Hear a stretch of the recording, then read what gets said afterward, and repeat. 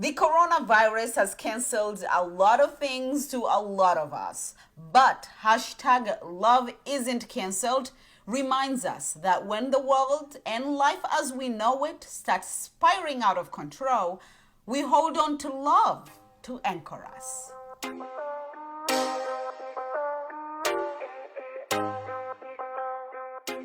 When did you decide that the wedding must go on? I think It was like the beginning of April. So we had decided that if things hadn't totally cleared up or hadn't changed and gotten better by April 15th, we were going to make a final decision as to whether we were going to go ahead with the wedding or not. And by April These 15th, two lovebirds met at Camp Sunshine in 2013.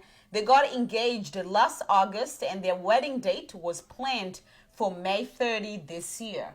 This interview was recorded a day before their wedding. we were planning a Catholic ceremony at his church with, I think our guest list, we invited like 175, 180 people.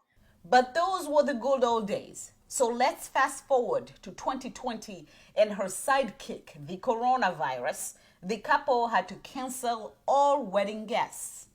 So it's just going to be our parents and our siblings, and then my grandparents live in town, so they'll be there. that's it. Yeah. That's it. To avoid any controversy, right? Yeah. Exactly. And it's To wed or not to wed. Ali and Forest boiled it down to the fundamentals. what's a wedding supposed to be? What's marriage supposed to be, right? And like, it's not all about the one day. As much as I felt like we were grieving not being able to celebrate the way we had planned with everybody we had planned to celebrate with. At the end of the day, we're still going to get married, and that's what matters. And that is exactly what Forest and Ali did last weekend. Du rêve de temps en temps, mais elle te manque. Et le soir, je pense à plus A tard. wedding essentially is one day, but a wedding really is nothing more than just the start of marriage. And so obviously a marriage is not a one-day thing. It's a long lifetime of making sacrifices and making tough decisions. And obviously that started a little bit earlier than the wedding, but it's something that you need to be able to accomplish well as a team. And so I spoke with Mr. and Mrs. Owen after their big day. My favorite part of weddings is looking at the groom. Like, you look at the bride, but then my favorite part is looking at the groom. a lot of fun. It was obviously a very special day, and more intimate than we expected just because it was only our families. But we got a lot of really nice messages and notes from people and talked to a bunch of people yesterday and today that were family members or friends or whatever that couldn't be there. So that was very nice as well.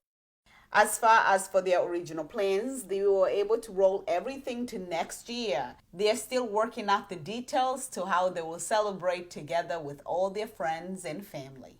Or who knows, maybe we'll have enough stuff go on in the next year that qualifies for a big vow renewal. I mean, I hope not, but No.